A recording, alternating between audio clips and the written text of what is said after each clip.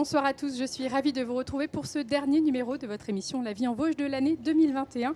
Une émission un peu spéciale ce soir puisque nous enregistrons au chapiteau Cristal, place de l'Âtre à Épinal, à côté de la basilique, pour parler art floral, boulangerie et mise en beauté à quelques jours des fêtes de fin d'année, avec nos trois invités qui ont tous les trois choisi la voie de l'apprentissage pour apprendre leur métier dans le monde de l'artisanat. Julie Dubois a choisi l'esthétisme et la coiffure. Elle est aujourd'hui meilleure ouvrière de France, un titre qu'elle a obtenu à seulement 25 ans et a créé en 2016 la maison de beauté Égérie. À ses côtés, Stéphane Georgeon, lui aussi MOF, mais en tant que boulanger. Lui qui est passé par les compagnons du devoir, enseigne aujourd'hui et transmet son savoir-faire au pôle des métiers à Épinal. Et enfin, elle n'est pour l'heure pas MOF, mais peut-être qu'elle y prétendra un jour. En tout cas, c'est tout ce qu'on lui souhaite. Victoria Rezende, fleuriste, une ancienne apprentie de l'école de Roville-aux-Chênes. Bonsoir à tous les trois. Bonsoir. Merci d'être sur notre plateau pour cette émission spéciale. Je vous propose qu'on parle apprentissage, concours et artisanat dans un premier temps. Et ensuite, on s'intéressera bien évidemment aux périodes de fêtes qui sont effervescentes dans vos métiers. Et vous nous donnerez quelques conseils dans vos domaines respectifs. Alors, tout au long de l'émission, on verra donc derrière nous, elles ont débuté. Donc, ce sont vos apprentis et un modèle. Julie, en quelques mots, expliquez-nous qu'est-ce qu'elles vont faire. Nous, on est aussi dans la transmission du savoir. On a 3 apprentis dans notre maison de beauté. On est 9 en tout à travailler. Donc là, il y a Camille qui prépare son brevet de maîtrise pour être maître artisan et Léna qui prépare son BP esthétique et Laure qui nous suit toujours dans nos shows qui sert de modèle. Donc elles vont faire une œuvre sur le thème festif. Bon, on suivra ça après, tout au long de l'émission. le mieux pour elles, c'est qu'elles s'éclatent en fait. C'est ça, c'est le Voilà, principal. c'est On ça. suivra ça tout au long de l'émission. Exactement. Victoria, dans quelques instants, vous allez nous composer une composition, c'est le cas de le dire, un bouquet de Noël. Expliquez-nous qu'est-ce que vous allez nous proposer. Exactement. Alors, je vais vous proposer un bouquet festif, un bouquet dans la thématique de Noël, donc dans le rouge, blanc et vert, vraiment très lumineux, joyeux et puis généreux. Bon, on suivra ça aussi tout au long de l'émission, mais on va vous garder encore quelques instants avec nous. Stéphane, l'artisanat, ça a toujours été une évidence quelque part? Oui, je pense. Voilà. Pourtant, je n'étais pas de famille de l'artisanat, mais ces métiers qu'on va choisir par amour, je pense que on plonge dedans souvent petit. Voilà, donc ça a été une évidence très jeune. Julie, c'est pareil pour vous, vous avez été plongée dedans très petite. J'ai grandi, j'ai évolué dans l'artisanat puisque ma maman avait un salon de coiffure pendant 20 ans. Donc, c'est les clientes qui m'ont donné le biberon étant bébé. Et toute ma famille est dans l'artisanat. Mon papa, lui, n'était pas trop dans l'artisanat, mais a appris l'artisanat. Lui, il était plus dans l'architecture. Aujourd'hui, plus axé politique. Mais vous l'avez convaincu, en tout cas? Ah, totalement, oui. Il est totalement convaincu. Et je pense que c'est sans mes parents...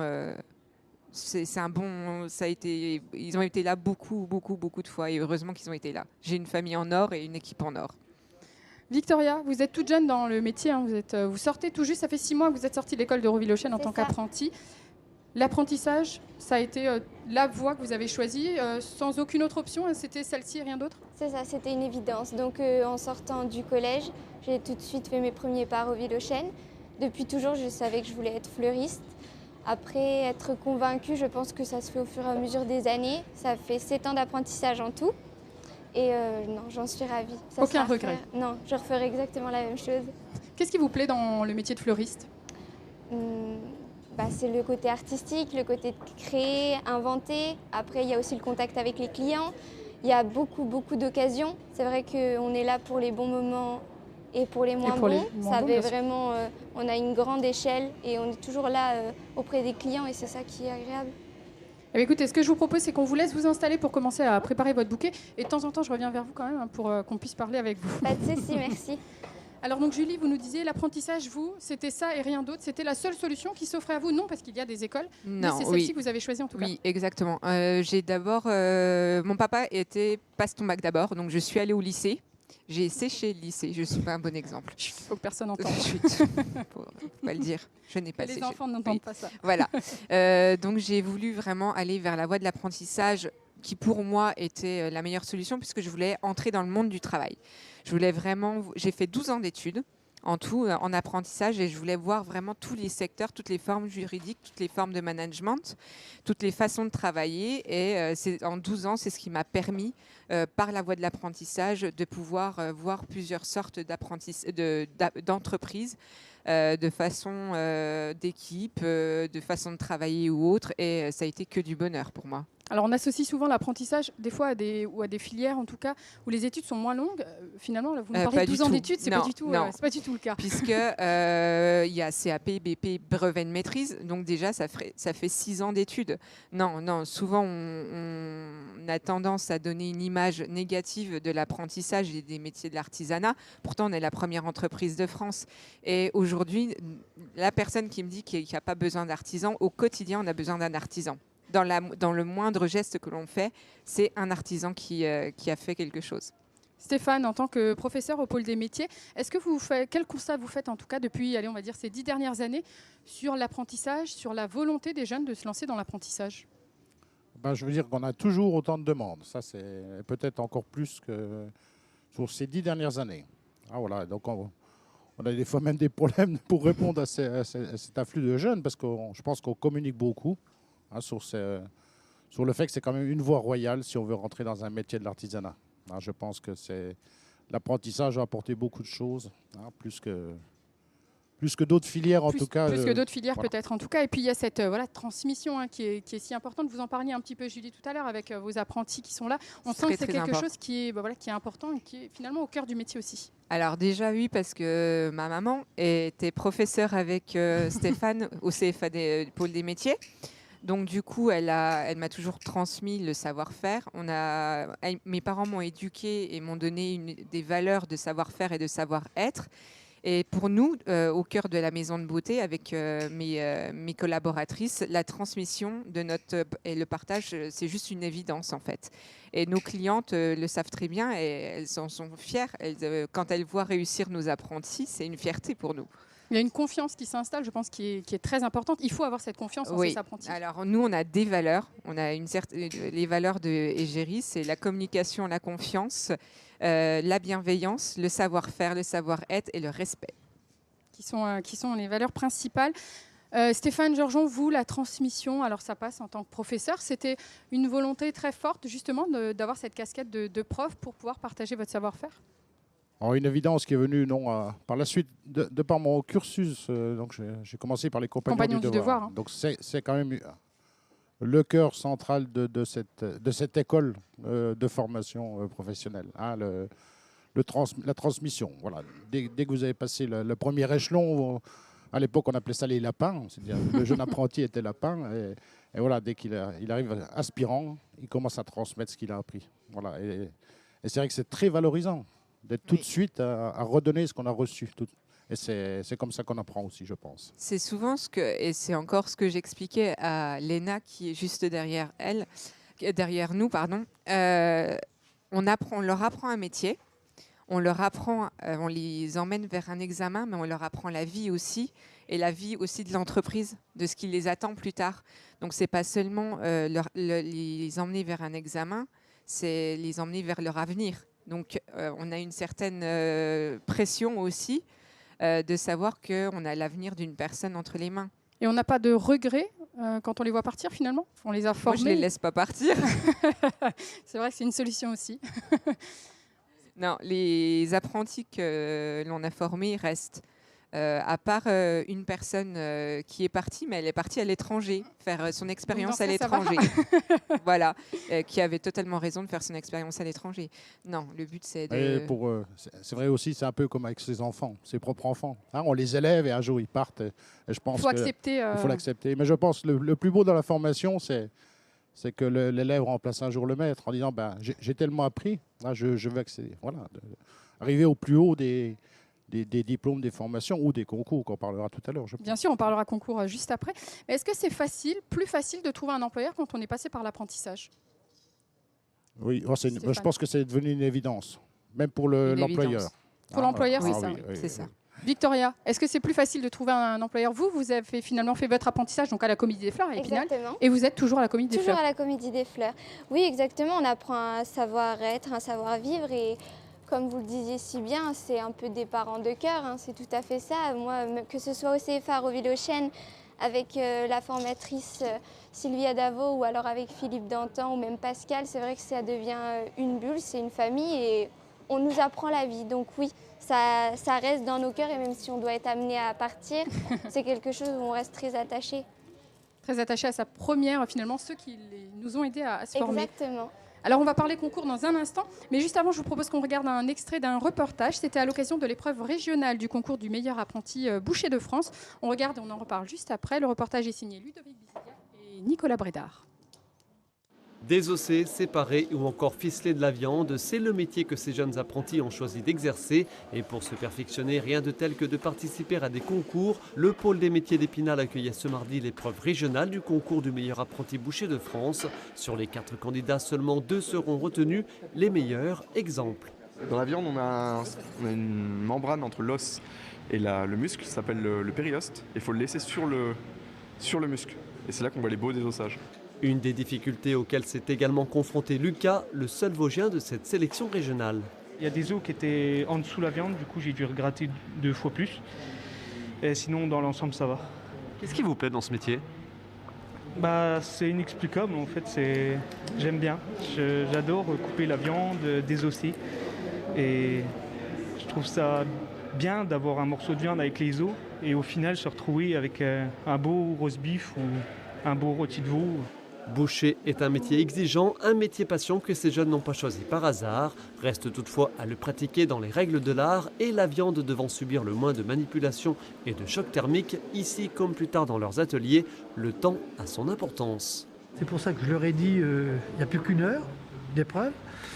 Et il va falloir qu'ils ficellent le rond de Paris en roast beef, l'épaule d'agneau et le bas de carré.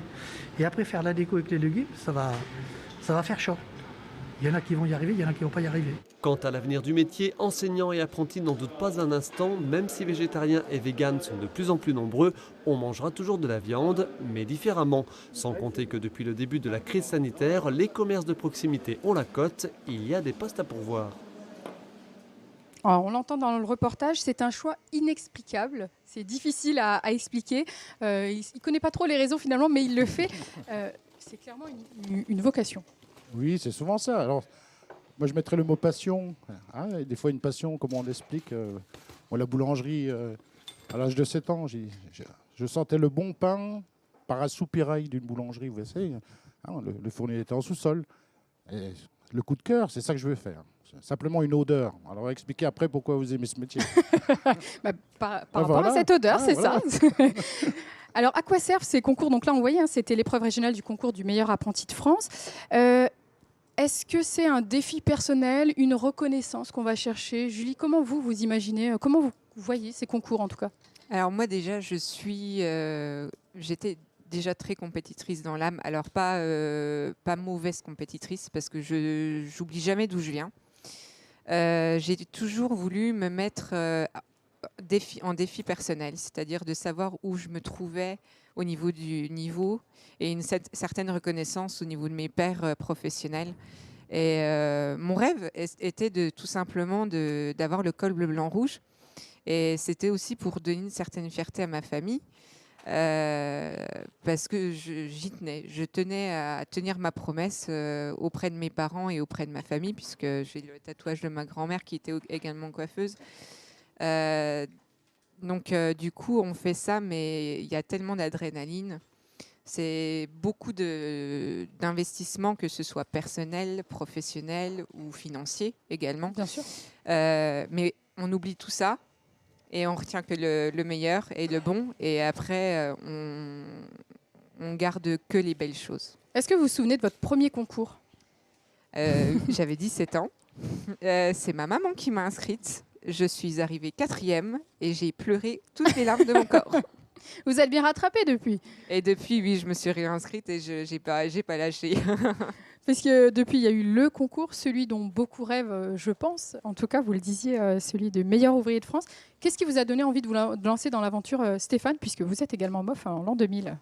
Tout à fait. Alors, je dirais plutôt un concours de circonstances, parce que mon titre a 21 ans. À l'époque, on voyait des cols bleu, blanc, rouge. Et pour moi, c'était les chefs français. Voilà. C'était les débuts où c'est vraiment Paul Bocuse qui a créé qui a fait connaître ce beau concours. Et quand on me l'a proposé, je ne savais pas tellement ce que ça représentait. Voilà. C'était un défi, voilà. Un défi, oui. Un défi, oui, pourquoi pas. Je ne suis pas une bête à concours, mais pourquoi pas. À l'époque, c'est mon directeur qui m'a proposé le challenge. Et ben, enfin, on y va.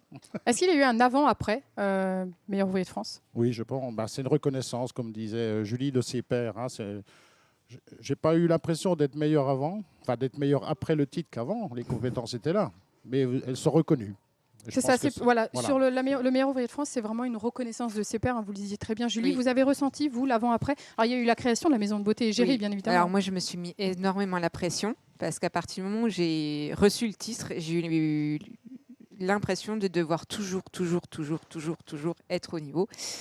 Et je me suis mis énormément de pression et à me rendre malade. Et du coup, un jour, je me suis dit, si j'ai eu ce titre, c'est que je l'ai mérité.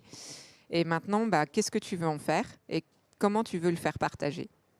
C'est vraiment ça. Victoria, je vous coupe une petite seconde, mais les concours, vous aussi, vous en avez fait. Oui. Dans quelle optique les concours pour vous?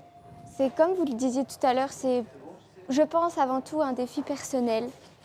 Parce qu'on a besoin de savoir où on se situe, comme Julie le disait si bien. Après, je pense qu'on a besoin aussi d'un minimum de reconnaissance. On veut se situer, savoir jusqu'où on peut aller. Je pense que c'est avant tout une recherche sur soi-même à faire. Et alors, le concours de meilleur ouvrier de France, est-ce que c'est quelque chose qui vous a déjà traversé l'esprit? Oui, forcément. Je pense que tout artisan y pense à un moment ou à un autre. C'est beaucoup de travail, c'est beaucoup d'investissement aussi. Après, je pense qu'on en rêve un peu tous. Il faut le tenter. Il faut le tenter, c'est ça. Est-ce qu'on a le droit de le tenter plusieurs fois, le concours de meilleur ouvrier de France? Combien de fois est-ce qu'on est limité? Il y a l'âge. Oui, c'est ça. Alors, il faut avoir 23 ans au minimum. Hein, voilà, pour, 23 ans minimum pour y accéder. Mais il n'y a pas d'âge. Le plus bel exemple, c'est l'avant-dernier concours. Donc, un autodidacte à la retraite décroche le titre en mosaïque. Voilà, c'est pas son métier, mais il le fait à la retraite. Et il obtient le titre. C'est merveilleux. Ça. Finalement, voilà, il n'y a pas d'âge. On remet le mot passion encore de nouveau. C'était un hobby et il en fait un. C'est plutôt finalement l'engagement et puis la motivation à se repréparer parce que ça demande énormément d'investissement. Et savoir se remettre en question continuellement. C'est ça. Mais pour revenir sur les concours, le premier concours dans les métiers de l'artisanat, c'est le MAF, puisqu'on vient de voir un reportage sur la boucherie. Les Olympiades des métiers aussi. Oui, il y a différents... Mais voilà, c'est un challenge pour les jeunes et c'est souvent déjà une première difficulté. C'est déjà la marche est plus haute que l'examen. Une première pression peut-être aussi pour ces jeunes qui ne sont pas forcément habitués. Alors, vous, Julie, vous aviez 25 ans seulement quand vous étiez MOF. Vous faites partie, je pense, des plus jeunes MOF 25 ans. Oui, je faisais partie des plus jeunes, oui. En 2015, je faisais partie des plus jeunes. Mais j'avais eu l'occasion de faire d'autres concours, de faire partie de l'équipe de France. Donc... j'avais concouru au niveau international au Canada pour mon métier et pour le pays, la France en représentant le pays. Donc j'avais déjà une certaine expérience du concours et de la pression et du dépassement de soi, jusqu'au boutisme, comme je dis. Et voilà. Alors Victoria, est-ce que vous pouvez nous expliquer où vous en êtes dans votre composition? Oui, alors donc, je suis partie d'un Tillandsia xerographica. Donc c'est une plante que j'ai voulu intégrer au bouquet pour que il puisse avoir quelque chose qui reste après les fleurs. J'ai intégré aussi quelques éléments de Noël, donc des boules de Noël, des pommes de pin. Ensuite, j'ai intégré aussi un chou. J'ai intégré des baies rouges pour faire vraiment l'esprit de fête. Alors là, j'étais justement en train de me dire que j'allais l'attacher parce que ça va être un beau bouquet. Donc il tient dans la main. Et donc je vais continuer à mettre mes éléments, à vraiment on construit vraiment au fur et à mesure ou est-ce qu'on a une idée précise de ce qu'on va faire au début? Alors, ça vient avec le temps. Ça aurait été avant, j'aurais pas pu vous parler, faire le bouquet, etc. Après, au fur et à mesure, on peut tout faire en même temps. On a une vague idée, il faut surtout jouer sur les couleurs, les textures, etc. Donc c'est vraiment un tout. Mais on doit déjà avoir une vague idée de où on va. Victoria est une vraie artiste. Une vraie artiste. Alors, oui. vous la connaissez dans quel cadre? Alors, vous l'avez suivie? Alors, je l'ai connue déjà en tant que cliente, mais en plus de ça, lors de certaines manifestations, puisqu'elle a une sœur jumelle, elles m'ont suivie et en fait, elles m'ont touchée.